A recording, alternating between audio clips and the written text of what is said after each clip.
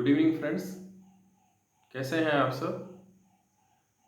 उम्मीद करते हैं कि आप सब अच्छे होंगे और अपने अपने लक्ष्य के प्रति समर्पित भाव से प्रयास कर रहे होंगे। तो इसी कड़ी में आज हम आप सबों के बीच बहुत दिनों के बाद अपने संस्थान स्टूडेंट आश्रम के यूट्यूब पेज से, यूट्यूब चैनल के माध्यम से आप सबों के बीच लाइव हूँ। और यूँ तो कहिए कि बहुत ज़्यादा दिनों का गैप हो गया बीच में, लेकिन एक बार फिर से नए प्रयास के साथ आप सबों के बीच लाइव हूँ।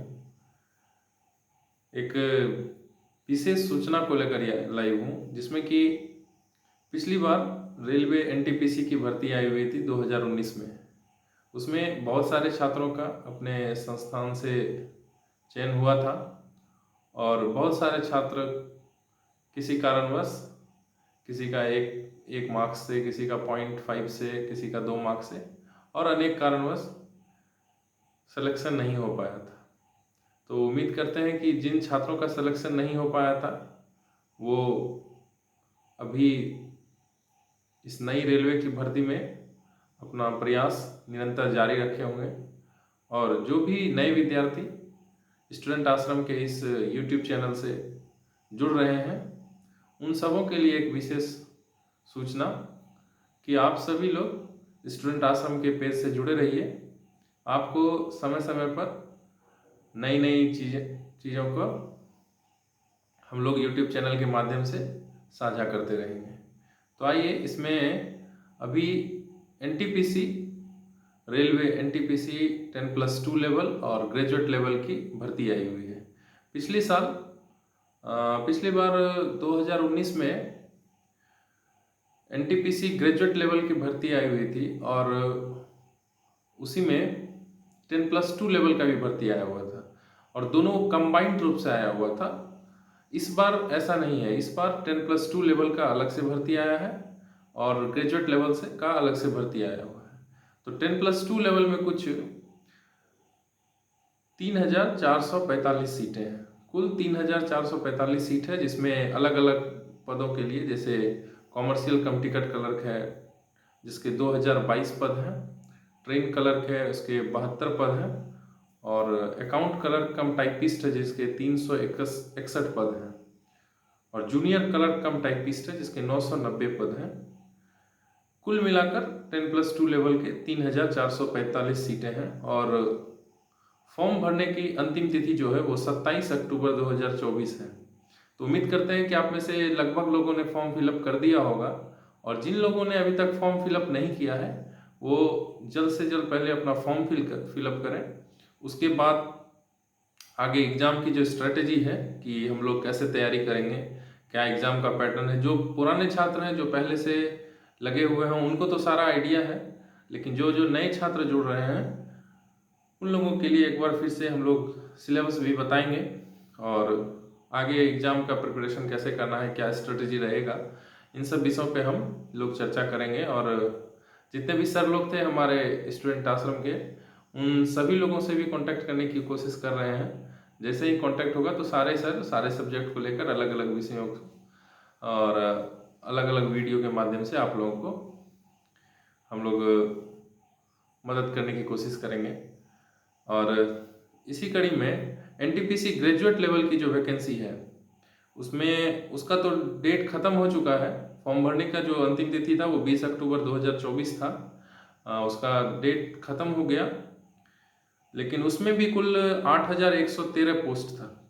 8,113 पदों पर भर्ती आई हुई थी और जिसमें चीफ कॉमर्शियल कम टिकट सुपरवाइज़र के कुल 1,736 पद। पिछले बार एनटीपीसी की वैकेंसी में ये चीफ कॉमर्शियल कम टिकट सुपरवाइज़र की भर्ती नहीं थी। इस बार ये नया पद का सृजन हुआ है, चीफ कॉमर्शियल कम टिकट सुपरवाइज़र के ओपन भर्ती, जिसमें कुल 1,736 पदों पर भर्ती होनी है। उसके बाद स्टेशन मास्टर के कुल 994 पद, ट्रेन मैनेजर के 3144 पद, जूनियर अकाउंट असिस्टेंट कम टाइपिस्ट के 1,507 पद और सीनियर कलर कम टाइपिस्ट के कुल 732 पदों पर भर्ती होनी है, जिसमें हम लोगों को ज़्यादा कुछ नहीं करना है। ज़्यादा कुछ कहने का मतलब कि वो सभी विद्यार्थी जो ग्रेजुएशन कर लिए हैं, जिनका बीए, बीएससी या फिर बीकॉम कंप्लीट हो चुका है, वो तो ग्रेजुएट लेवल वाला फॉर्म भरेंगे ही, साथ ही साथ 10+2 लेवल के भर्ती में भी वो भाग लेंगे। और दोनों फॉर्म फिलअप करना है आप लोगों को। अगर ग्रेजुएट लेवल का फॉर्म फिल कर दिए हैं तो 10+2 लेवल का भी फिल कर दिए हैं, अगर नहीं किए हैं तो फिल कर dीजिए। अभी डेट बाकी है, 27 अक्टूबर तक फॉर्म फिल करने का डेट है, तो आप लोग फॉर्म फिल कर दीजिए। बाकी सीटों को लेकर कि कौन से जोन में कितना सीटें हैं, तो इन सब चीज़ों को देखकर आप लोग फॉर्म फिलअप कीजिए। और वैसे ज़्यादा सीट से कोई मतलब है नहीं, अगर आप तैयारी अच्छी है तो किसी भी जोन से कहीं पर भी सिलेक्शन हो सकता है। आपको सिर्फ अपने एक सीट से मतलब है। आपको ये नहीं देखना है कि इस जोन में ज़्यादा सीट है, इस जोन में कम सीट है, ऐसा कुछ नहीं है। आपकी अगर तैयारी अच्छी है तो आप कितना भी कम सीट हो या कितना भी ज़्यादा सीट हो, आपकी तैयारी अच्छी होनी चाहिए, आपका सिलेक्शन होगा 100%। उसके बाद हम लोग आते हैं कि एग्ज़ाम पैटर्न में भी कुछ कुछ बदलाव हुआ है। पिछले बार क्या था कि CBT 1 में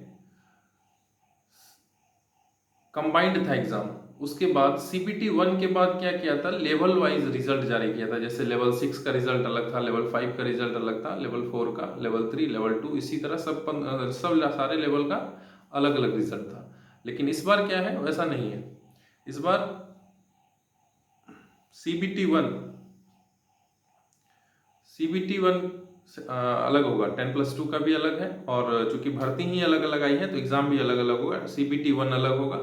उसके बाद CBT 2 में पिछले बार की तरह CBT 2 अलग अलग नहीं होगा। CBT 2 में जैसे लेवल वाइज एग्जाम हुआ था पिछले बार, वो इस बार नहीं होगा। इस बार क्या है कि CBT 2 भी कंबाइंड होगा, उसके बाद पोस्ट वाइज, ये लेवल वाइज कह सकते हैं, लेवल वाइज आपका कट ऑफ तय किया जाएगा और उस कट ऑफ के माध्यम से आप लोगों को लेवल वाइज सिलेक्शन होगा। तो आप कह सकते हैं कि पिछले बार के मुकाबले इस बार थोड़ा सा कंपटीशन टफ है।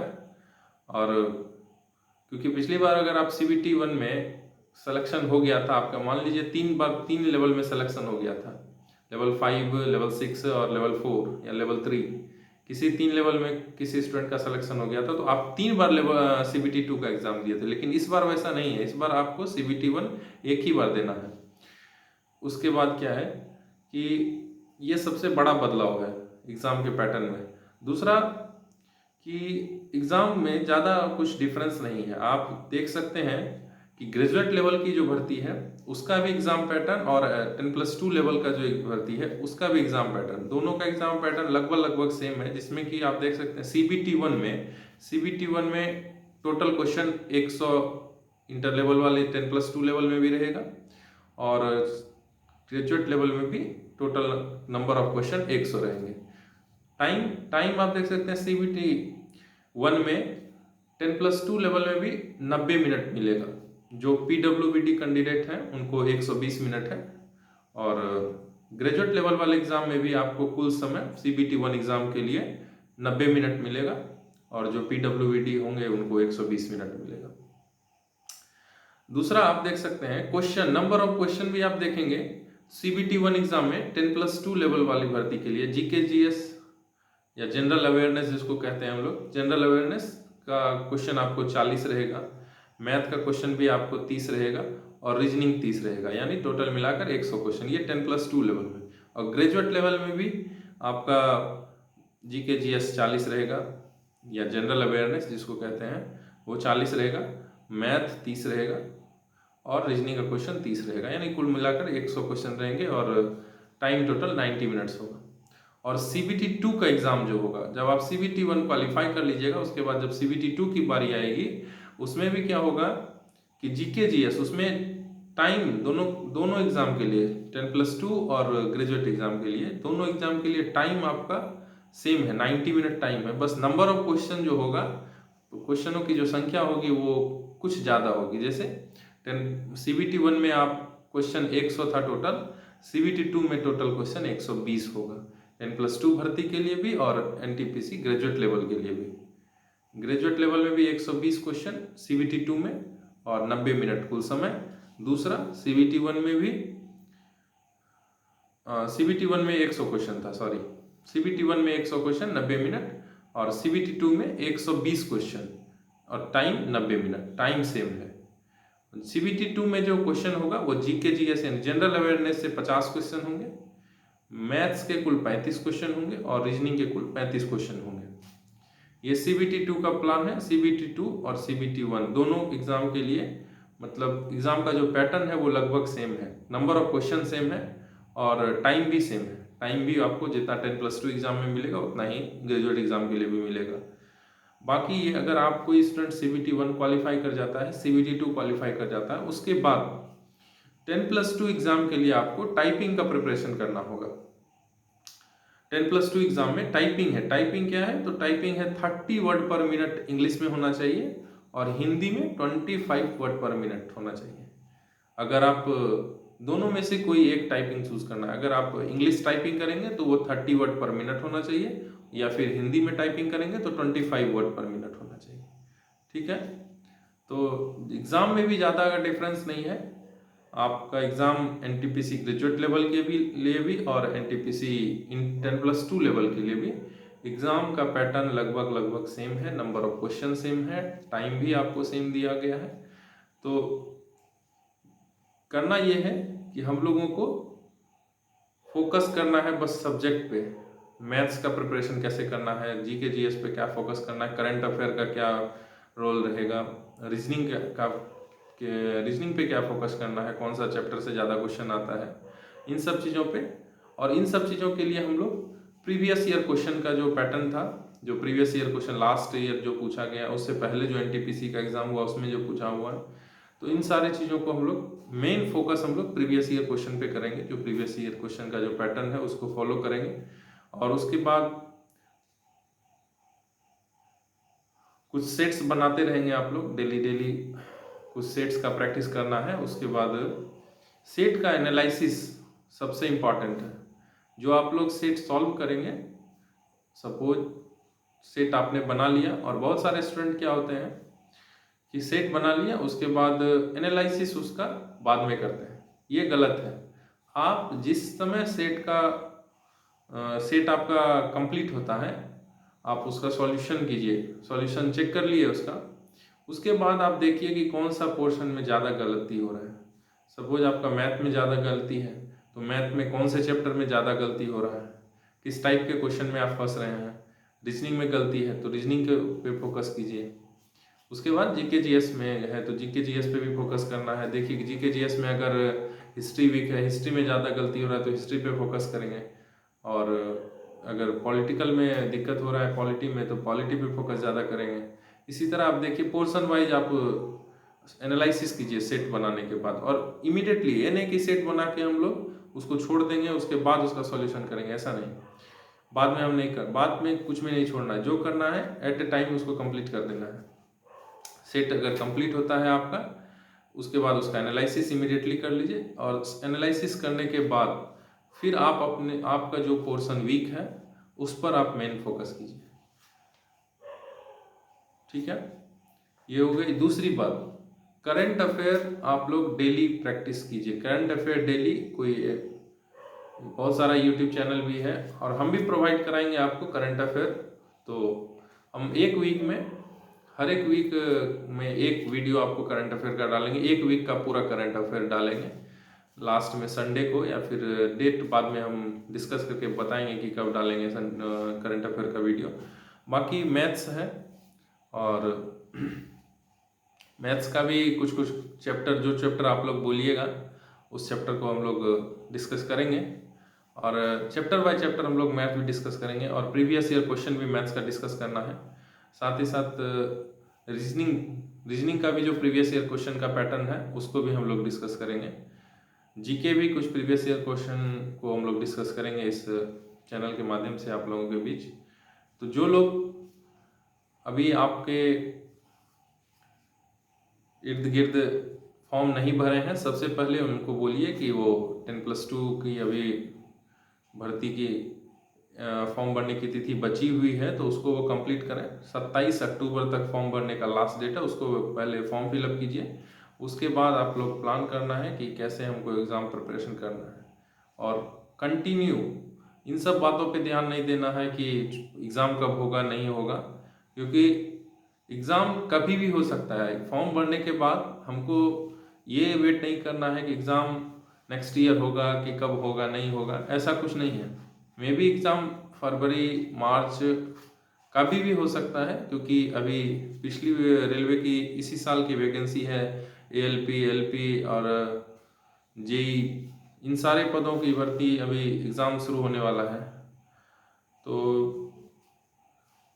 ऐसा नहीं सोचना है कि रेलवे बहुत स्लो करेगा, धीरे, मतलब कि एग्ज़ाम बहुत लेट से होगा, ऐसा कुछ नहीं है। एग्ज़ाम कभी भी हो, हमको हमेशा तैयार रहना है, हम कभी भी एग्ज़ाम दे सकते हैं। इस तरह से हम लोगों को तैयारी करना है।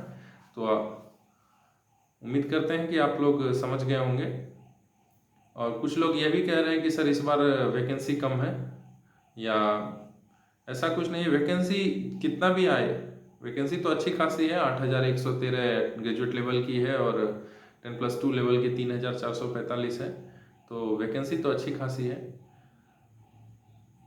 आप लोग फॉर्म फिल कीजिए, उसके बाद इन सब चीज़ों को, निगेटिविटी से दूर रहिए कि फॉर्म वैकेंसी नहीं है ये वो, और भी बहुत सारी निगेटिविटी आपके चारों ओर है। तो इन सारी चीज़ों से दूर रहिए और अपने एग्ज़ाम पे फोकस कीजिए, 100% अपना एफर्ट लगाइए और कोशिश कीजिए कि इस चांस को हम लोग हाथ से नहीं जाने दें। ये मौका फिर दोबारा नहीं आएगा, आएगा भी तो कब आएगा ये नहीं कह सकते हैं। इसलिए अगर मौका मिला है तो आप लोग अपना 100% एफर्ट देके कोशिश कीजिए कि इस बार सफलता हाथ लग जाए।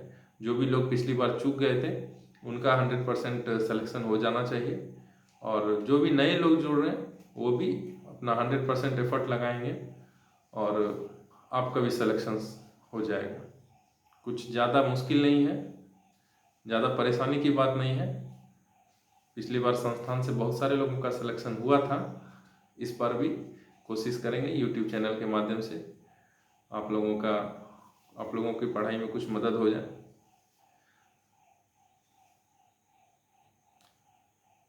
बाकी पोस्ट वाइज अगर बात की जाए तो 10+2 लेवल में जो सीनियर सीसीटीसी कॉमर्शियल कम टिकट कलर का जो पोस्ट है वो लेवल 3 का पोस्ट है, और बाकी ट्रेन क्लर्क, अकाउंट क्लर्क कम टाइपिस्ट और जूनियर क्लर्क कम टाइपिस्ट, ये तीनों पोस्ट लेवल 2 का पोस्ट है। और एनटीपीसी जो ग्रेजुएट लेवल है उसमें चीफ कॉमर्शियल कम टिकट सुपरवाइजर और स्टेशन मास्टर, ये दोनों लेवल 6 का पोस्ट है। और बाकी ट्रेन मैनेजर और जूनियर अकाउंट असिस्टेंट कम टाइपिस्ट और सीनियर कलर कम टाइपिस्ट, ये तीनों लेवल 5 के पोस्ट हैं। तो अच्छी खासे पदों पे भर्ती आई हुई है।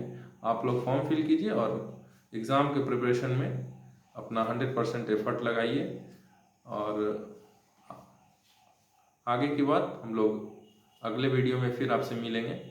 ये अभी तो एक ओवरव्यू इस एग्ज़ाम के रिलेटेड हम लोगों ने आपसे साझा किया है। बाकी एग्ज़ाम का चैप्टर वाइज हम लोग डिस्कस करेंगे, जीके, जीएस, मैथ, रीजनिंग जो भी है, चैप्टर वाइज भी हम लोग आगे डिस्कस करेंगे अगले वीडियो में। धन्यवाद।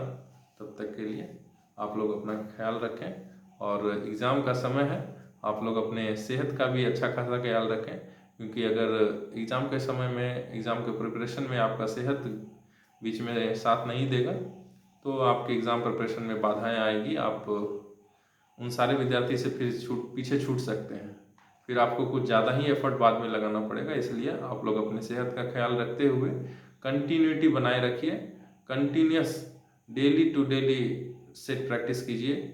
और अगर आसपास में बहुत सारे स्टूडेंट हैं, आपके जो मित्र लोग हैं, उन सारे लोगों का ग्रुप बनाइए, सेट, और ग्रुप में सेट बनाइए, सेट डिस्कस कीजिए, उसके बाद क्विज कीजिए।